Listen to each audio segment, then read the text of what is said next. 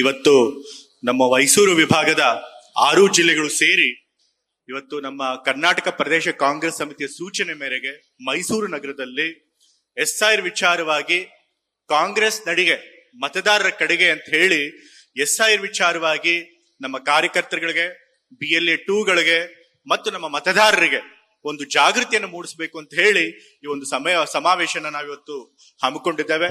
ಈ ಒಂದು ಸಮಾವೇಶಕ್ಕೆ ಬಂದು ಈ ಕಾರ್ಯಕ್ರಮದ ಅಧ್ಯಕ್ಷತೆಯನ್ನು ವಹಿಸಿರುವಂತಹ ನಮ್ಮ ಕರ್ನಾಟಕ ಪ್ರದೇಶ ಕಾಂಗ್ರೆಸ್ ಸಮಿತಿಯ ನೂತನ ಅಧ್ಯಕ್ಷರಾಗಿರುವಂತಹ ಹಿರಿಯ ಮುಖಂಡರು ಆದಂತಹ BK ಹರಿಪ್ರಸಾದ್ ರವರೇ, ಮತ್ತೆ ಅದೇ ರೀತಿ ನಮ್ಮ ರಾಜ್ಯದ ಮಾಜಿ ಮುಖ್ಯಮಂತ್ರಿಗಳು ನನಗೆ ತಂದೆಯವರು ಆದಂತಹ ಜಿಲ್ಲೆಯ ಅತ್ಯಂತ ಹಿರಿಯ ಮುಖಂಡರುಗಳು ಆದಂತಹ ಶ್ರೀ ಸಿದ್ದರಾಮಯ್ಯ ಅವರೇ, ಮತ್ತೆ ಅದೇ ರೀತಿ ನಮ್ಮ ಮೈಸೂರು ಜಿಲ್ಲೆಯ ಮಾಜಿ ಉಸ್ತುವಾರಿ ಸಚಿವರು ಹಿರಿಯ ಮುಖಂಡರುಗಳು ಆದಂತಹ ಮಹದೇವಪ್ಪ ರವರೇ, ಅದೇ ರೀತಿ ಮತ್ತೋರ್ವ ಹಿರಿಯ ಮುಖಂಡರಾದಂತಹ ಕೆ ವೆಂಕಟೇಶ್ ರವರೇ ಮತ್ತು ರಾಜ್ಯಸಭಾ ಸದಸ್ಯರು, ನಮ್ಮ KPCCಯ ಕಾರ್ಯಾಧ್ಯಕ್ಷರು ಕೂಡ ಆಗಿರುವಂತಹ GC ಚಂದ್ರಶೇಖರ್ ರವರೇ, ಮತ್ತೋರ್ವ ಕಾರ್ಯಾಧ್ಯಕ್ಷರಾದಂತಹ ತನ್ವೀರ್ ಸೇಠ್ ರವರೇ, ನಮ್ಮ ಮೈಸೂರು ವಿಭಾಗದಿಂದ ಬಂದಿರುವಂತಹ ಎಲ್ಲ ನಮ್ಮ ಶಾಸಕ ಮಿತ್ರರೇ, ಹಾಲಿ ಮತ್ತು ಮಾಜಿ ಲೋಕಸಭಾ ಸಂಸದರುಗಳೇ, ಮಾಜಿ ಶಾಸಕರೇ, ನಮ್ಮ ಕಾಂಗ್ರೆಸ್ ಪಕ್ಷದಿಂದ ಕಳೆದ ಚುನಾವಣೆಯಲ್ಲಿ ಸ್ಪರ್ಧೆ ಮಾಡಿದಂತಹ ನಮ್ಮೆಲ್ಲ ಪರಾಜಿತ ಅಭ್ಯರ್ಥಿಗಳೇ, ನಮ್ಮ ಕಾಂಗ್ರೆಸ್ ಘಟಕದ ಮತ್ತೆ ವಿಧಾನ ಪರಿಷತ್ತಿನ ಸದಸ್ಯರೇ, ಮತ್ತೆ ನಮ್ಮ ಕಾಂಗ್ರೆಸ್ ನಮ್ಮ ಜಿಲ್ಲಾ ಕಾಂಗ್ರೆಸ್ ಸಮಿತಿಯ 6 ಜಿಲ್ಲೆಯ ಜಿಲ್ಲಾಧ್ಯಕ್ಷರುಗಳೇ, ಮತ್ತೆ ನಮ್ಮ ಕಾಂಗ್ರೆಸ್ ಮುಂಚೂಣಿ ಘಟಕದ ಎಲ್ಲ ಪದಾಧಿಕಾರಿಗಳೇ, ಕಾರ್ಯಕರ್ತರೇ, ಮತ್ತೆ ಎಲ್ಲಕ್ಕಿಂತ ಹೆಚ್ಚಾಗಿ ಒಂದು ಕಾರ್ಯಕ್ರಮದ ಕೇಂದ್ರ ಬಿಂದು ಆಗಿರುವಂತಹ ನಮ್ಮ ಈ ಒಂದು ಎಸ್ಐಆರ್ ನಲ್ಲಿ ಪ್ರಮುಖ ಪಾತ್ರ ವಹಿಸಿರುವಂತಹ ಎಲ್ಲ BLA 2ಗಳು ಮತ್ತು ಗ್ಯಾರಂಟಿ ಸಮಿತಿಯ ಸದಸ್ಯರುಗಳು ಮತ್ತು ನಮ್ಮ ಕಾರ್ಯಕರ್ತ ಬಂಧುಗಳು ಎಲ್ಲರೂ ಕೂಡ ಹೃತ್ಪೂರ್ವಕ ನಮಸ್ಕಾರಗಳನ್ನು ಮೊದಲಿಗೆ ನಾನು ತಿಳಿಸ್ತಾ ಇದ್ದೇನೆ. ಈಗಾಗಲೇ ಹೇಳಿದಾಗೆ ಸ್ಪೆಷಲ್ ಇಂಟೆನ್ಸಿವ್ ರಿವಿಷನ್ ಅಂತ ಹೇಳಿ ಚುನಾವಣಾ ಆಯೋಗ ಹೊಸದಾಗಿ ಮತದಾರರ ಪಟ್ಟಿಯನ್ನು ಪರಿಷ್ಕರಣೆ ಮಾಡ್ತಾ ಇದೆ. ಹಿಂದೆ ಎಲ್ಲ ಇಂಟೆನ್ಸಿವ್ ರಿವ್ಯೂ ಅಂತ ಹೇಳಿ ಮಾಡ್ತಾ ಇದ್ರು. ಆದ್ರೆ ಆ ಇಂಟೆನ್ಸಿವ್ ರಿವ್ಯೂ ಮಾಡಿದಾಗ ಮತದಾರಗಳನ್ನ ಕೈ ಬಿಡುವಂತ ಪ್ರಯತ್ನ ಮಾಡ್ತಿರ್ಲಿಲ್ಲ, ಬದಲಾಗಿ ಹೆಚ್ಚಾಗಿ ಮತದಾರ ಪಟ್ಟಿಗೆ ಜನರನ್ನ ಸೇರಿಸುವಂತ ಪ್ರಯತ್ನ ಮಾಡ್ತಾ ಇದ್ರು. ಮತ್ತೆ ಮತದಾರರ ಮೇಲೆ ಜವಾಬ್ದಾರಿ ಹೊರಿಸ್ತಿರ್ಲಿಲ್ಲ, ಹೊಣೆ ಹೊರಿಸ್ತಿರ್ಲಿಲ್ಲ. ನೀವು ಮತದಾರರ ಅಲ್ವಾ ಅನ್ನೋ ಆಧಾರ ನೀವೇ ಕೊಡಿ ಅಂತ ಹೇಳಿ ಅವರು ಮತದಾರ ಹೆಗಲಿಗೆ ಈ ಹೊಣೆಯನ್ನು ಹೊರಿಸ್ತಿರ್ಲಿಲ್ಲ. ಅವರಿಂದ ಡಾಕ್ಯುಮೆಂಟ್ಗಳನ್ನ ಕೇಳ್ತಾ ಇರ್ಲಿಲ್ಲ. ನಿಮ್ಮ ತಂದೆ ತಾಯಿ ಅವರು ನಿಮಗೆ ಪೌರತ್ವ ಹೊಂದಿದ್ರೆ ಇಲ್ವಾ ಅನ್ನೋದನ್ನ ಪರಿಶೀಲನೆ ಮಾಡಕ್ ಹೋಗ್ತಿರ್ಲಿಲ್ಲ. ಆದ್ರೆ ಈ ಬಾರಿ ಚುನಾವಣಾ ಆಯೋಗ ಹೊಸದಾಗಿ ಸ್ಪೆಷಲ್ ಇಂಟೆನ್ಸಿವ್ ರಿವಿಷನ್ ಅಂತ ಹೇಳಿ ಮತದಾರ ಪಟ್ಟಿಯನ್ನು ಪರಿಷ್ಕರಣೆ ಮಾಡುವ ಸಮಯದಲ್ಲಿ ಮತದಾರರು ಕೂಡ ಅವ್ರ ಪಟ್ಟಿಯಲ್ಲಿ ಹೆಸರಿರಬೇಕು, 2002 ಅವ್ರ ಹೆಸರಿರಬೇಕು, ಇಲ್ಲದೆ ಹೋದ್ರೆ ಅವ್ರ ತಂದೆ ತಾಯಿ ಈ ದೇಶದ ಪೌರರೇ ಅಲ್ವಾ ಅನ್ನೋದನ್ನ ಆಧಾರ ಕೊಡಬೇಕು ಅಂತ ಹೇಳಿ ಹೊಸ ಒಂದು ವ್ಯವಸ್ಥೆಯನ್ನ ತಂದಿದೆ. ಈ ಒಂದು ವ್ಯವಸ್ಥೆ ತಂದ ಮೇಲೆ ಇವತ್ತು ದೇಶದಲ್ಲಿ ಹಲವಾರು ರಾಜ್ಯಗಳಲ್ಲಿ SIR ಎಲ್ಲ ಆಗಿದೆ, ಅಲ್ಲೆಲ್ಲ ದೊಡ್ಡ ಸಂಖ್ಯೆಯಲ್ಲಿ ಮತದಾರಗಳ ಹೆಸರು ಮತದಾರ ಪಟ್ಟಿಯಿಂದ ಕೈ ಬಿಟ್ಟು ಹೋಗಿದೆ. ನೀವು ನೋಡಿದ ಹಾಗೆ ತಮಿಳುನಾಡು, ವೆಸ್ಟ್ ಬೆಂಗಾಲ್, ಬಿಹಾರ್ ಇಲ್ಲೆಲ್ಲ ಕೂಡ SIR ಆದಾಗ ಲಕ್ಷ ಗಟ್ಟಲೆ ಹೆಸರು ಮತದಾರ ಪಟ್ಟಿಯಿಂದ ಕೈ ಬಿಟ್ಟು ಹೋಗಿದೆ. ಹಾಗೆ ಕೈ ಬಿಟ್ಟು ಹೋಗಿದ್ರಿಂದ ಯಾರಿಗೆ ಲಾಭ ಆಗ್ತಿದೆಯಪ್ಪ ಅಂತಂದ್ರೆ ಅದು BJP ಪಕ್ಷದವ್ರಿಗೆ ಲಾಭ ಆಗ್ತಿದೆ. ಎಲ್ಲ ರಾಜ್ಯಗಳಲ್ಲೂ ಯಾರು ರಾಜಕೀಯವಾಗಿ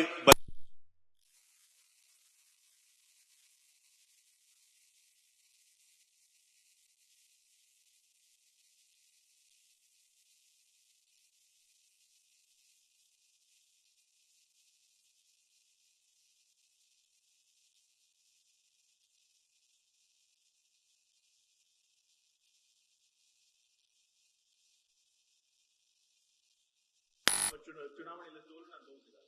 ಸೊ ಹಾಗಾಗಿ ಇದನ್ನ ನಾವು ಗಂಭೀರವಾಗಿ ಪರಿಗಣಿಸಬೇಕು.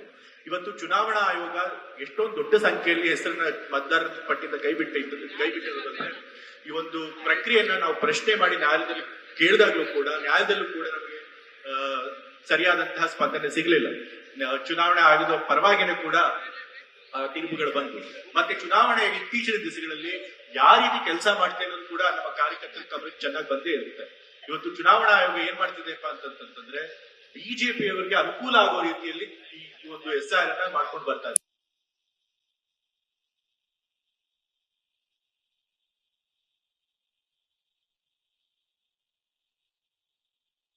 ನಮ್ಮ ಪಕ್ಷ ಹಲವಾರು ಕ್ಷೇತ್ರಗಳಲ್ಲಿ ಸೋಲನ್ನ ಅನುಭವಿಸುವಂತ ಸಂಭವ ಇರುತ್ತೆ. ಹಾಗಾಗಿ ನಾವೆಲ್ಲರೂ ಕೂಡ ಬಹಳ ಜಾಗರೂಕತೆಯಿಂದ ಈ ಒಂದು SIR ನ ಎದುರಿಸಬೇಕಾಗಿ ಬಂದಿದೆ.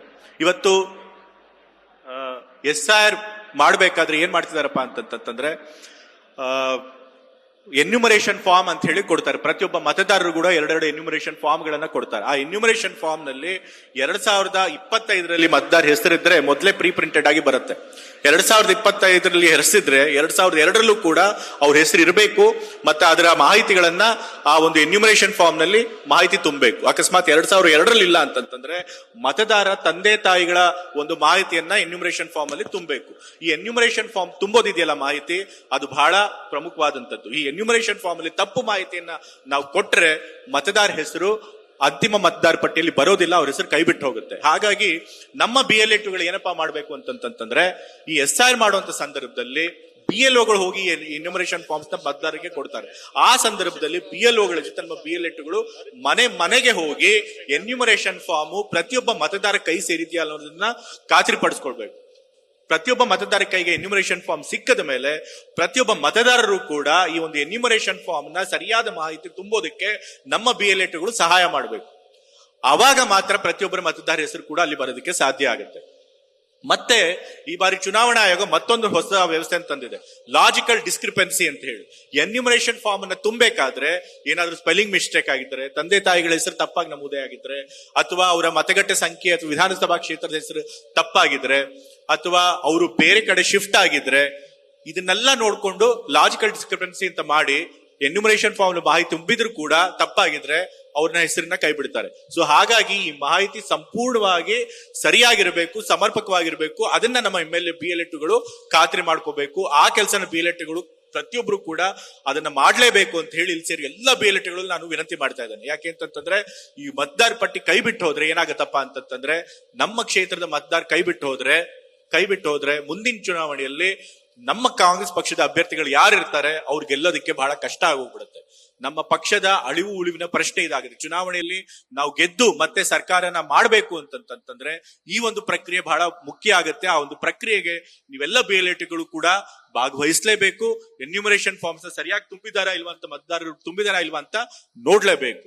ಮತ್ತೆ ಅಕಸ್ಮಾತ್ ಏನಾದ್ರು ಡ್ರಾಫ್ಟ್ ರೋಲ್ ಅಂತ ಮಾಡ್ತಾರೆ ಆಗಸ್ಟ್ 5 ಈಗ ಆಗಸ್ಟ್ 5 ಡ್ರಾಫ್ಟ್ ರೋಲ್ ಮಾಡಿದಾಗ ಹೆಸರು ಯಾರ್ದಾದ್ರು ಬಿಟ್ಟಿಲ್ಲ ಅಂತಂತಂದ್ರೆ ಅವ್ರ ಹೆಸರನ್ನು ಸೇರಿಸಬೇಕು ಅಂತಂತಂದ್ರೆ ಮತ್ತೆ ಈ ಮತದಾರರಿಗೆ ಸುಮಾರು 11 ಡಾಕ್ಯುಮೆಂಟ್ಗಳನ್ನ ಚುನಾವಣಾ ಆಯೋಗ ಹೇಳಿದೆ. ಈ 11 ಡಾಕ್ಯುಮೆಂಟ್ಗಳು ಮತದಾರರ ಬಳಿ ಇದೆಯಾ ಇಲ್ವಾ ಅನ್ನೋದನ್ನು ಕೂಡ BLA2ಗಳು ಮತ್ತೆ ನಮ್ಮ ಕಾರ್ಯಕರ್ತರುಗಳು ಖಾತ್ರಿ ಪಡಿಸ್ಕೊಳ್ಬೇಕು. ಯಾರ್ಯಾರ್ದು ಹೆಸರು ಸೇರಿಲ್ಲ ಅವ್ರು ಮತ್ತೆ ಹೆಸರು ಸೇರಿಸಬೇಕು ಅಂತಂತಂದ್ರೆ ಆ ಚುನಾವಣಾ ಆಯೋಗ ಕೊಟ್ಟಿರುವಂತ ಈ 11 ದಾಖಲೆ ಪ್ರಮಾಣ ಪತ್ರಗಳೇನಿರುತ್ತೆ ಅದು ಬಹಳ ಮುಖ್ಯವಾಗಿರುತ್ತೆ. ಈ ದಾಖಲೆ ಪ್ರಮಾಣ ಪತ್ರಗಳು ಮತದಾರರ ಹತ್ರ ಇದೆಯಾ ಇಲ್ವಾ ಅನ್ನೋದನ್ನ ನೀವು ಖಾತ್ರಿ ಮಾಡ್ಕೊಳ್ಬೇಕು. ಆ ಪ್ರಮಾಣ ಪತ್ರಗಳು ಇಲ್ಲ ಅಂತಂತಂದ್ರೆ ಅದನ್ನ ಕೊಡಿಸ್ಕೊಡುವಂತ ಕೆಲಸ ಕೂಡ ನಮ್ಮ ಮತದಾರರು ಮಾಡಬೇಕು. ಇವತ್ತು ನಮ್ಮ ರಾಜ್ಯದಲ್ಲಿ ನಮ್ದೇ ಸರ್ಕಾರ ಇದೆ, ನಮ್ದೇ ಮುಖ್ಯಮಂತ್ರಿಗಳಂತ DK ಶಿವಕುಮಾರ್ ಅವರು ಕೂಡ ಈ ಒಂದು ಪ್ರಕ್ರಿಯೆಯನ್ನ ಬಹಳ ಗಂಭೀರವಾಗಿ ತೆಗೆದುಕೊಂಡಿದ್ದಾರೆ. ಹಾಗಾಗಿ ಎಲ್ಲಾ ದಾಖಲೆಗಳು ಪ್ರಮಾಣ ಪತ್ರಗಳು ಸುಲಭವಾಗಿ ಮತದಾರರಿಗೆ ಸಿಗಬೇಕು ಅಂತೇಳಿ ಅದಕ್ಕೆ ಹಲವಾರು ಕ್ರಮಗಳನ್ನ ಕೂಡ ತೆಗೆದುಕೊಳ್ತಾ ಇದ್ದಾರೆ. ಉದಾಹರಣೆಗೆ ಆ ಒಂದು 11 ಡಾಕ್ಯುಮೆಂಟ್ಗಳು ಚುನಾವಣಾ ಆಯೋಗ ಇನ್ ಕೊಟ್ಟಿದೆ, ಅದರೊಳಗೆ ಪರ್ಮನೆಂಟ್ ರೆಸಿಡೆನ್ಸ್ ಸರ್ಟಿಫಿಕೇಟ್, ಶಾಶ್ವತ